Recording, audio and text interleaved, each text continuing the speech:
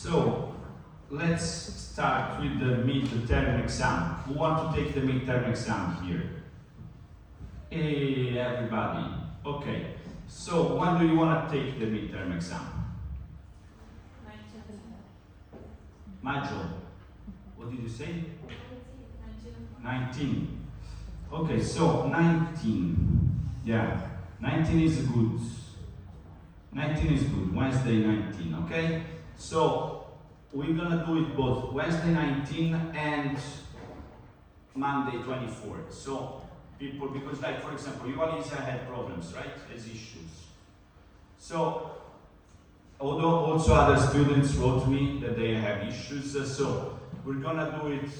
It depends. Last year it was so many people that I need 4 hours, so 2 classes to take the midterm exam. So what I'm gonna say is, if it's not many people, we do 19, 1 hour, exam, 1 hour classes. 24, 1 hour exam, 1 hour classes. So another topic, I'm thinking Monday 17 and Tuesday 18. I'm thinking of moving these classes to Friday 20, to Thursday 20 or Friday 21. But you have, so who is busy on Thursday morning and Friday morning? Lynn, Sabrina, what's your name again? Tina. Chin, okay. What do you have to do, Chin, on Thursday morning? Global Administrative Law. Okay, what about you, Lynn? I have both French and Global Administrative Law. Okay, what is Global Administrative Law? It's a law to administrative over global. What is law? It's law to administrative over global. Yeah, but administration is a state level, nations. You don't have, when you go to Questura, you don't go to the United Nations, you know, you go to Italy, Questura, that's administrative law. However, good luck with it. Okay, let's see. This is 9 to 11, right? Yeah. What about afternoon? Afternoon you have classes, right? You say Thursday. 2 classes, Thursday afternoon. At 2 p.m. Okay.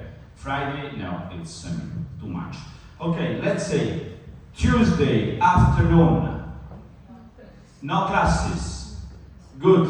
Okay, so the deal is Tuesday the 18th, we're gonna do class in the afternoon. I'm gonna say, and then I'm gonna write it on, Alisa is gonna write it on the Teams group. Okay?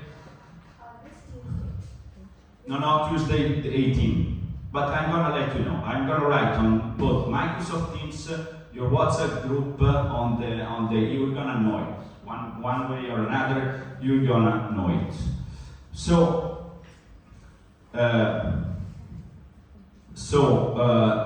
Alisa, can you write in the group, in the team, Microsoft Teams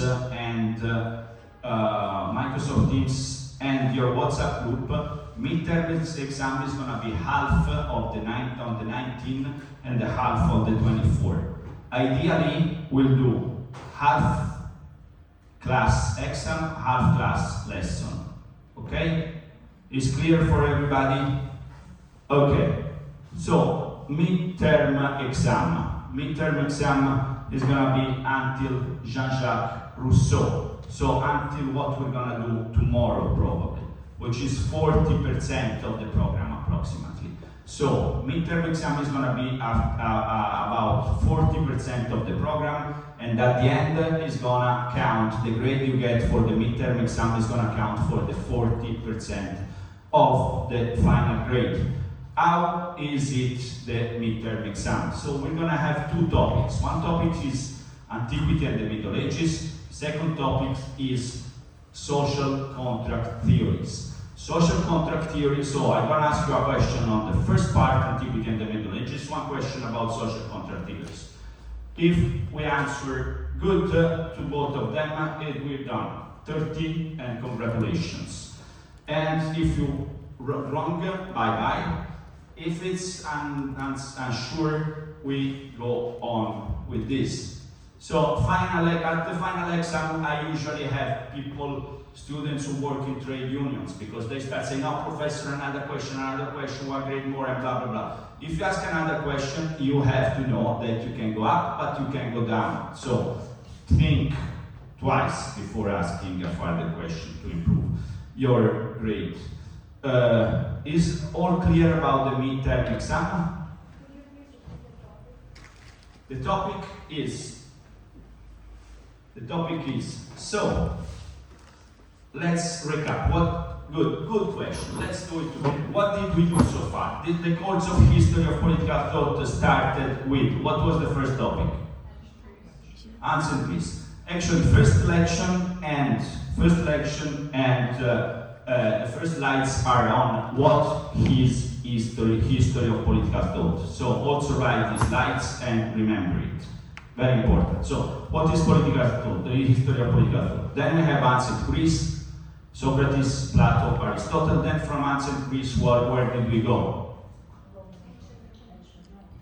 Roman Empire.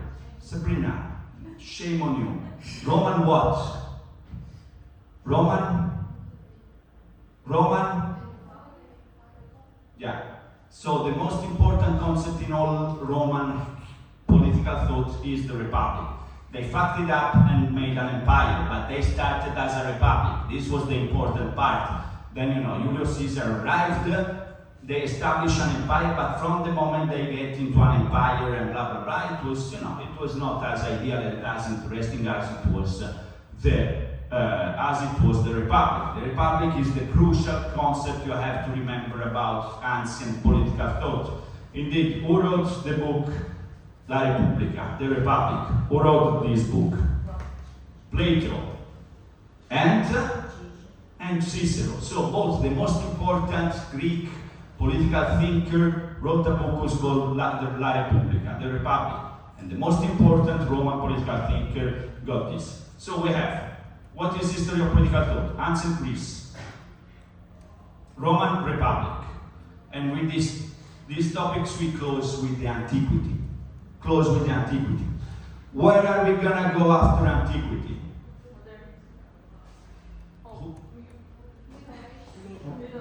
Yeah, you skip just 1,000 years.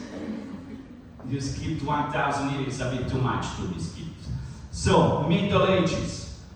What is the most important political institution in Middle Ages? Roman Catholic Church. We have a domination.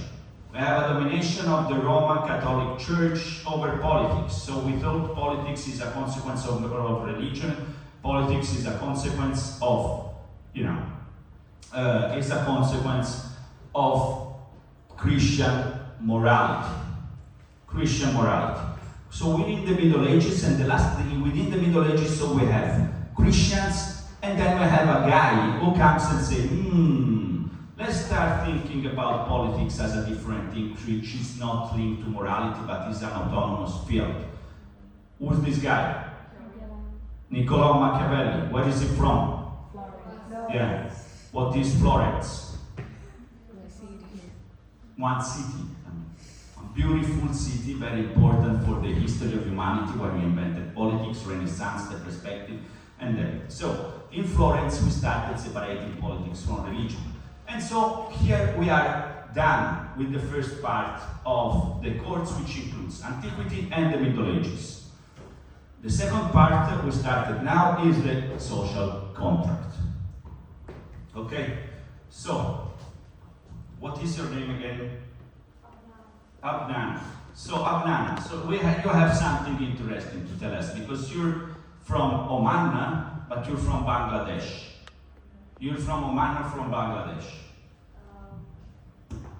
Technically, my passport is from Bangladesh because my parents, mom and dad, are from Bangladesh. But I was born and raised completely in Oman. But in Oman, in the Middle Eastern countries, they don't give citizenship on the birth, like not on the base of soil, but citizenship on blood. On blood. Yeah. Yeah. So if your parents are from Oman, then you can get citizenship of Oman. But if you are born there, you cannot get. It's it's not like how it's in Europe. If you are born here, you get the citizenship. So I it's see. different. So you were born in Oman, Yeah. but you don't have Oman citizenship, Not. but you can get it. It's very hard. It's very hard. Like you should be someone like an important person in that country. Really? Like do some contribution or something like that. So it's different. Like So you can live your entire life in Oman and have been Bangladesh. Yeah. Yeah. And also like there are some ways you can get, but it's only single citizenship. You cannot have two passports. Like you have to leave one of the passport, and you have to only. Only I have one. Yeah, it's singular. It's also in all over the Middle Eastern countries, like in United Emirates, Saudi Arabia. It's all the same. Even if you are born, they don't give you it because it's by blood, not by birth. Okay. You know about Comora Islands? Yeah. Who knows about Comora Islands? Islands where people said they went. What? It's like where all rich people think they went there. Yeah, All money also laundering. money laundering. Also, like for example, because when you have citizenship, so citizenship is very important concept from the ancient political thought. So the three important concepts from ancient political thought is virtue, republic, and citizenship, we say. Because in citizenship, you're a member of the polis, of the political community. You can participate in the political community. So, we still have nowadays, we have, strange things, like we have ius sanguinis, like in Italy, if you have descendants, you can get citizenship, or you have ius soli, like in France. If you're born in France, we can become French. We have strange, also, things, commissions intertwined, like in Oman, basically you cannot have citizenship. You need another thing. So, why? Because citizenship gives you access to rights. And like for example, here the problem is that you get immigrants. Immigrants, they want citizenship after a while they're here. They want to enjoy the citizenship rights. People, what they say, yeah, but then they're gonna vote and they're gonna impose their parties, political rights. Yes, but then they're gonna go to our hospitals, schools, and blah, blah, blah, and we have to pay for them. So you get citizenship. Like, I think United Emirates, they do this. If you are a citizen of the United Emirates, you get, a share in the oil they have. It's also in Oman. Also in Oman. Yeah. Like every citizen get almost 50K or above euros, which is like 30,000 riyal, for just opening their own business. They get a lot of money. The government gives them a lot of money just to the citizens, but not to the. Just to the citizens, which is the revenues from the oil. Yeah. That's why they don't want to give citizenship. Yeah. So, you can get citizenship like if you marry someone from that country, yeah. and that's how. Yeah. Marriage is also a thing that we think is blood, because when you marry, you get the blood from the other person, and you get citizen. So yeah. So in some countries, they have oil revenues and they distribute to citizens, to the citizens. So they don't want everybody to become citizen, otherwise they have to distribute. So it's difficult to get citizenship. What the Arab Emirates do is this. They buy passport from Comora Islands to give to their immigrants, because they need workers. When you need workers, you need immigrants. You need people coming to do the work. They need a lot of work. So they have a lot of migrant workers, but they don't want to give them citizenship, because otherwise they have access to the right to have a share in the oil revenues. So they buy passports, citizenship from Comora Islands, and they give it to the immigrants. So for example, you're an immigrant from, Somalia, you go to work in the United Emirates. After a while, you get a Comora Island passport. So it's very interesting thing. This citizenship thing that invented the ancient Greeks is very interesting. And the Roman Empire have to deal with this. So the Roman Empire decided, to build the Roman Empire, I need to give passport, citizenship to everybody. Okay, so this is the point. So let's go on with Oman. How is religion and politics in Oman? Oman is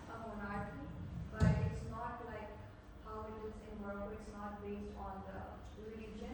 Monarchy is based on the power about it's like philosophical. You have more. The first king was who was more literate, like knew more, was more smarter, and then it's their grandchildren, like that. Yeah, it's descendants. Yeah, What about descendants. religion? Religion is commonly it's Muslim Islam, Yeah. but everyone has the right to follow their religion. Like it's one of the most peaceful country actually. Yeah. So it's separate, it's Yeah. secular.